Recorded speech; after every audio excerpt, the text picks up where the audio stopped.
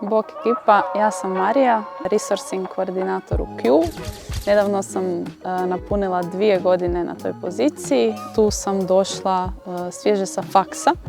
Studirala sam na RIT Croatia, međunarodno poslovanje i nekako bilo je logično da odem dalje u IT, što zbog privatnih poznanstava koja su me nekako vodila u tom smjeru i što zbog želje da što bolje naučim neke stvari i da se nađem u nekom dinamičnom okruženju, što sam ovdje i dobila.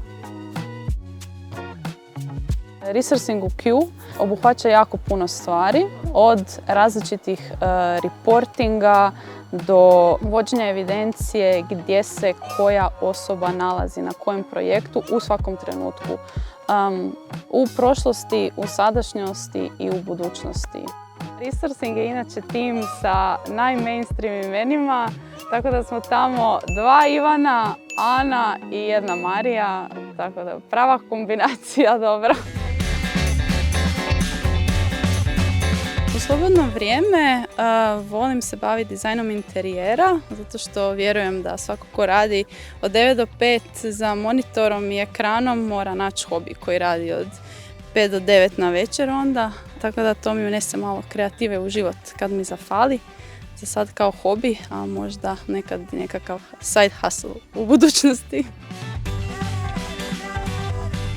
Prije Q-a sam naravno počela svoju karijeru flipanjem burgera u McDonald'su. Nakon toga sam kroz faks zapravo radila cijelo vrijeme. Prvi pravi ozbiljni posao je bio u financijama u firmi koja organizira festivale jedrenja po Jadranu i Grčkoj, što je bilo dosta cool. Ali nakon što sam završila faks, Q je bio logičan izbor jer sam htjela probati kako je to biti u IT agenciji. Osim dizajna interijera, u slobodno vrijeme isto volim društvene igre, board gameove više nego kartaške, ali Uno je klasik. Tako da svim početnicima bi preporučila Katan, a za one malo naprednije bilo kakvu morsku, gusarsku kampanju. Predlažem da u Q organiziramo turnir u Unu pa da vas mogu pobijediti ko je dovoljno hrabar. Izazivam vas. Ekipa, hvala što ste gledali Life at Q i vidimo se.